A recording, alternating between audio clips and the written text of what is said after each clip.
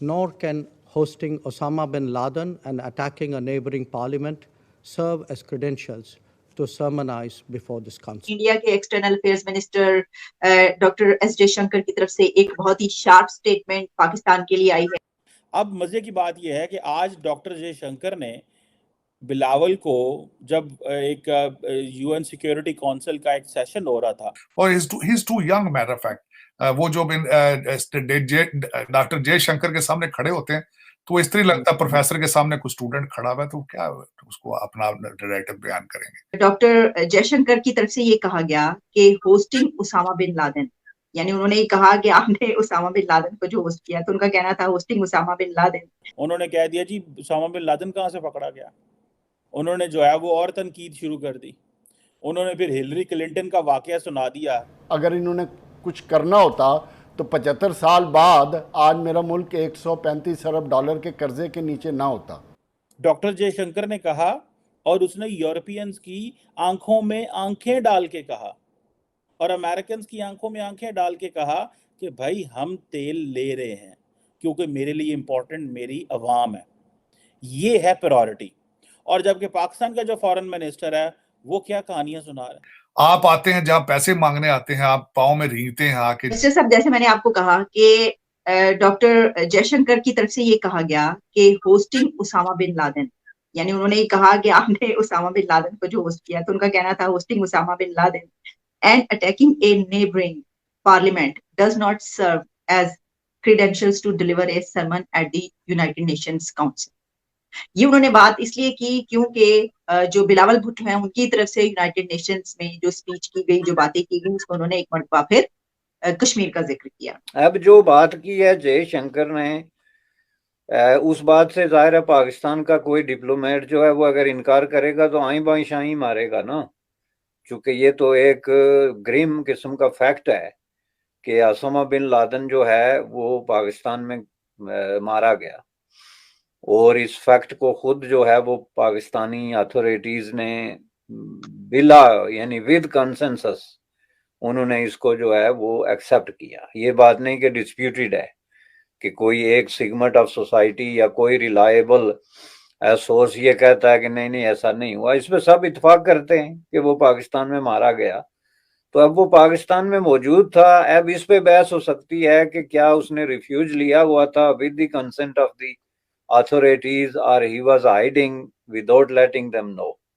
दो ही तो इसके पहलू है ना, तीसरा कोई नहीं। तो इन दो में से जिसके साथ आप जाएंगी उसमें जो है वो एट फॉल्ट पाकिस्तान ही होगा कि अगर आपने उसको रिफ्यूज दी तो बहुत बुरा किया, इट वाज इल एडवाइज्ड, और जो है किसी भी तरीके से इसको आपको दुरुस्त डिसीजन नहीं करार दे सकते कि दुनिया में टेररिज्म के हवाले से सबसे ज्यादा जो वांटेड पर्सन है उसको आपने आके तो अपने मुल्क में जो है वो पनाह दी हुई है, तो जाहिर है ये कौन इस ग्रिम फैक्ट से इनकार करेगा। तो बिलावल साहब कुछ कर पाएंगे इस वाले से या कि बस गुफ्तन शरीदन बर्खास्तन?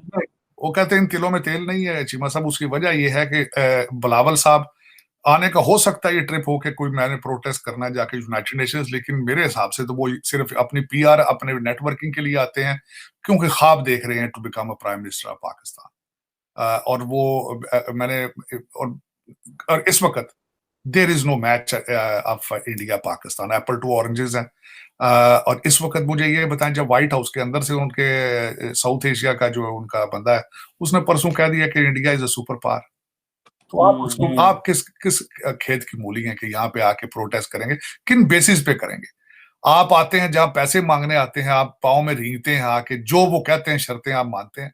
आप किस मुंह से चीजों को रोकेंगे? मेरा इट्स नॉट पॉसिबल।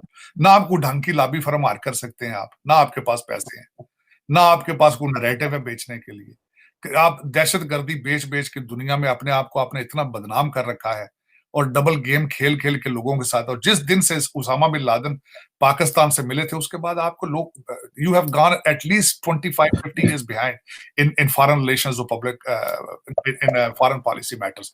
और दूसरी आवाज जितनी थोड़ी बहुत थी वो आपके साइफर ने निकाल दी। खान साहब ने दुनिया को बताया कि you cannot trust us, you cannot trust us. तो इस सिलसिले में बिलावल भुट्टो साहब की बात कौन सुनेगा आके यहाँ पे? और he is too young, matter of fact. वो जो डॉक्टर जयशंकर के सामने खड़े होते हैं तो इस तरह लगता है प्रोफेसर के सामने कोई स्टूडेंट खड़ा हुआ है तो क्या उसको अपना डायरेक्टिव बयान करेंगे। इस वक्त आपका नंबर 1 इशू सिर्फ इकानमी है। काश के बिलावल भुट्टो साहब ये सरकारी खर्चे पे ना आते, पाकिस्तान कुछ पैसे बच जाते। यहाँ आएंगे, महंगे होटलों में फिरेंगे, महंगी गाड़ियों में फिरेंगे और सिर्फ नेटवर्किंग करेंगे। यहाँ अपनी माँ के चंद दोस्तों को मिलके चले जाएंगे और अंग्रेजी अपनी उसकी एक्सरसाइज कर जाएंगे, अंग्रेजी किस तरह बोलनी है। भाई डॉक्टर जयशंकर को देखा क्या बातें करता है। डॉक्टर जयशंकर ने कहा और उसने यूरोपियंस की आंखों में आंखें डाल के कहा और अमेरिकन की आंखों में आंखें डाल के कहा कि भाई हम तेल ले रहे हैं क्योंकि मेरे लिए इंपॉर्टेंट मेरी अवाम है, ये है प्रायोरिटी। और जबकि पाकिस्तान का जो फॉरेन मिनिस्टर है वो क्या कहानियां सुना रहा है।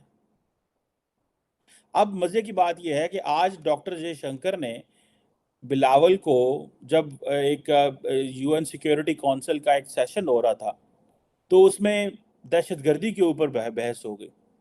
बिलावल भुट्टो ने भारत के जो वजीर आज़म हैं जो है उनको गुजरात का कसाब कहा और जो कहा कि देखें कि इंडिया जो है वो किस तरह खिते के बाहर दहशतगर्दी करा रहा है। तो अब इंडिया के जो फॉरेन मिनिस्टर हैं उनके पास भी बड़ी चीज़ें थी।